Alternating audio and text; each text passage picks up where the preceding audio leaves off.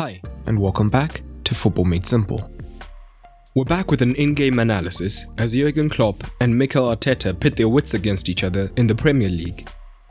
There was a lot of intrigue of how it would pan out after Arteta bested Klopp last season, and in the end, the match ended 3-1 to Liverpool thanks to goals by Mane, Robertson and Jota, whilst Lacazette netted for Arsenal. The XG indicated it was a deserved win, 2.84 to 1.4.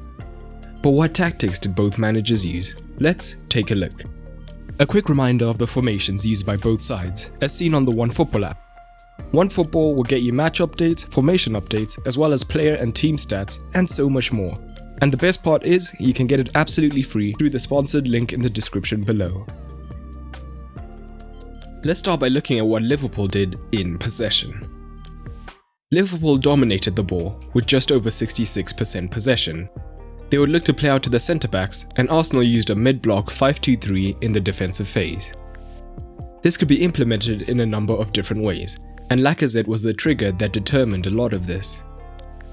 On the occasions where Lacazette would push high looking to apply pressure, Liverpool often shifted to a back three. And this was a signal for the rest of the side to back up the press, often going 3 versus 3 against the centre-backs. Xhaka and Elneny would be keen to back up the press, as if they stayed deep, Liverpool would have been able to take 3 men out of the game by breaking the line.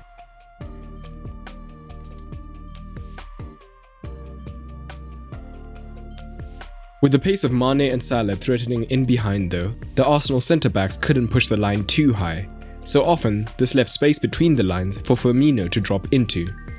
So Arsenal could also be more conservative with their mid-block.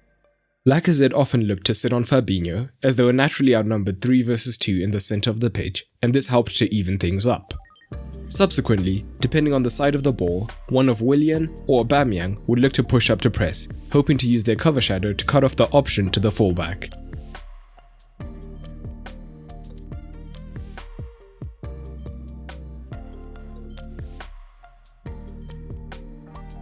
But Liverpool enjoyed a lot of play on the left-hand side, with the combination of Mane and Robertson proving to be crucial.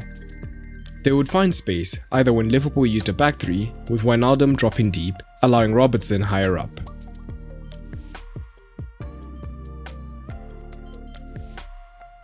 Alternatively, when they built up with the back two, at times Willian's press could be bypassed. Either way, we saw that Bellerin was often touch tight to Mane, which Mane took advantage of. As you can see on his heat map, Mane spent a lot of time coming central, and Bellerin would be drawn infield, which would then free Robertson to get into dangerous positions using the third man run, as Willian wasn't the most disciplined with his backtracking.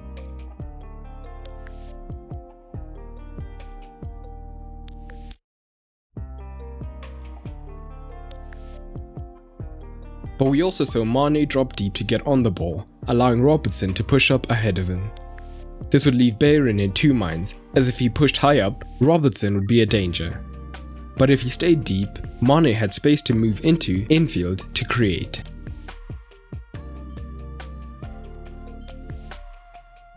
But the right-hand side was a major weapon which Liverpool could attack in different ways. Aubameyang was often easily drawn central when he was defending, and this technically meant that in the wide regions, Arsenal were 2 versus 1 down. Trent would often provide a deeper option, and Maitland-Niles could be drawn out towards him. With Tierney moving out wide to compensate, it meant that Van Dijk would constantly look for the big switch to Salah, where he would be isolated 1 against 1 with Tierney, who would be dragged out of position, affecting Arsenal's defensive shape. From here, he would often look to take Tierney on. If Aubameyang had stayed wide, Maitland-Niles would have been able to stay deeper to assist Tierney with Salah, but of course, this would have affected Arsenal's attacking threat.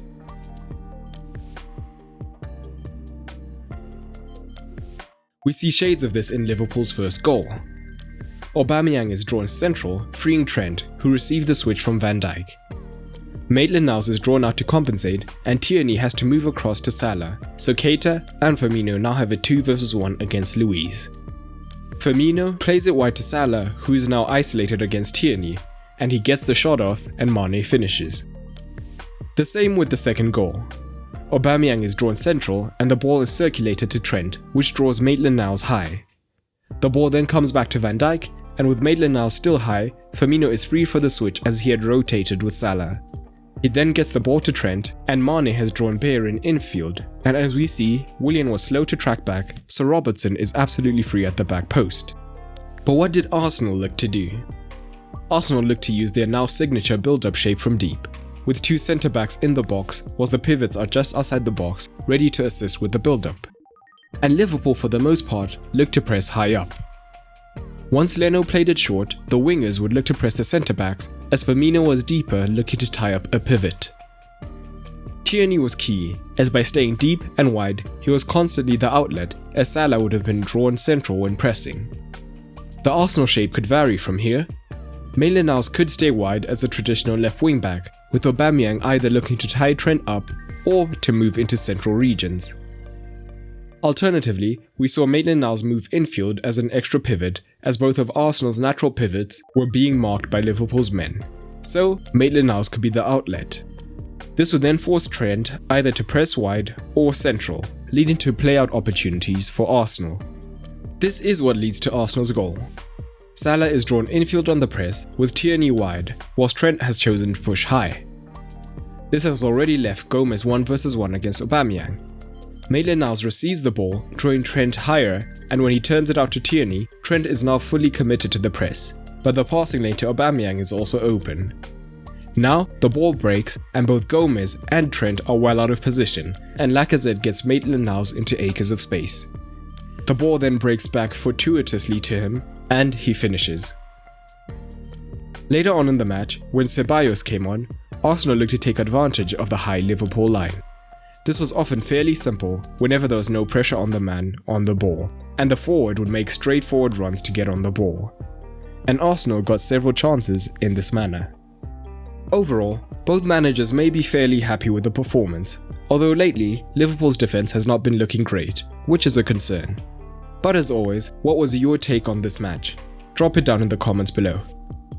I hope you enjoyed the video. If you want early access to more videos whilst helping to support the channel, check out the FMS Patreon. If you head to patreon.com/footballmadesimple, you get these videos, exclusive videos and more. And if you don't have the means to support, no problem at all, a like would also go a long way. And a special thanks to Faris Sami, Yusuf and Rohit for being a part of the Ultra tier. But that's all for today, and remember, keep it simple.